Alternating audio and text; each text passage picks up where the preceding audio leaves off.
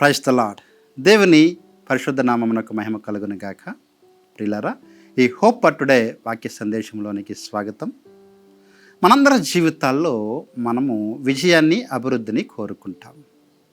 మనం ఏ రంగంలో ఉన్నప్పటికీ కూడా మనము ఆ యొక్క రంగంలో సఫలీకృతము కావాలి. అలాగే మనం తలపెట్టిన ప్రతి పని సఫలము కావాలని కోరుతూ ఉంటాం. మరి మనం సఫలీకృతములుగా మార్చబడాలి అంటే దాని యొక్క అవసరం ఏంటి అని ఆలోచన చేసినప్పుడు ఆదికాండము 26వ అధ్యాయము 12వ వచనంలో మనకి ఇస్సాకు ఆ సూత్రాన్ని నేర్పిస్తాడు.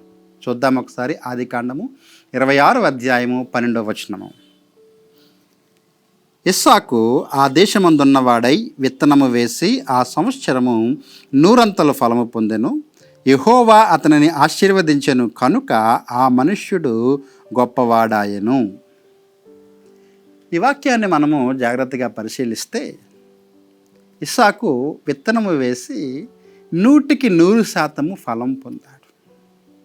అందరూ కోరుకునేది అదే కదా. అది వ్యవసాయమైనా, ఉద్యోగమైనా, వ్యాపారమైనా, వృత్తి అయినా మనము 100 ఫలాన్ని పొందుకోవాలని కోరుతాం.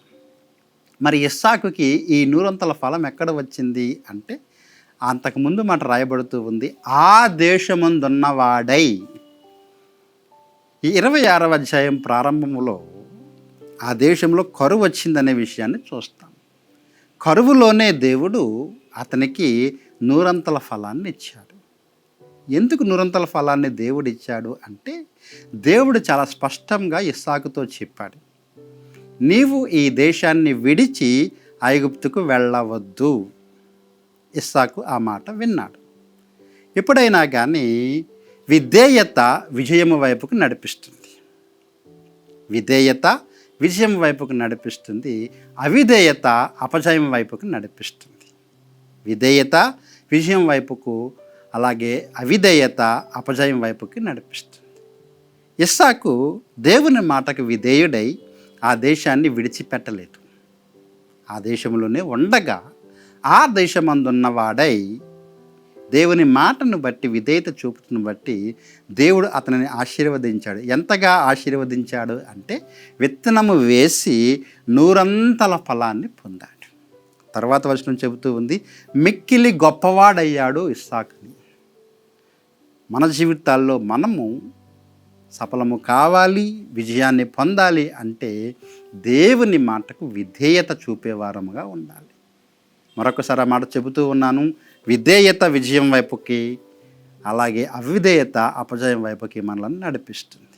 కాబట్టి దేవుడిచ్చిన ఆజ్ఞలను మనము గైకొని విధేయత చూపినప్పుడు తప్పక ఆయన మనలను విజయం వైపుకు నడిపిస్తాడు. అట్టి కృప దేవుడు మీకు ఇచ్చునుగాక.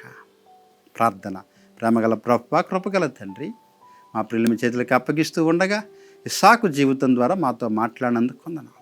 ఇస్సాకుడు నీకు విధేయుడై విజయాన్ని పొందుకున్నట్లుగా మేము కూడా ప్రభు మా జీవితాల్లో మీ మాటకు లోబడి విధేయత చూపేవారంగా మమ్మల్ని మారుస్తారని నమ్మచ్చు.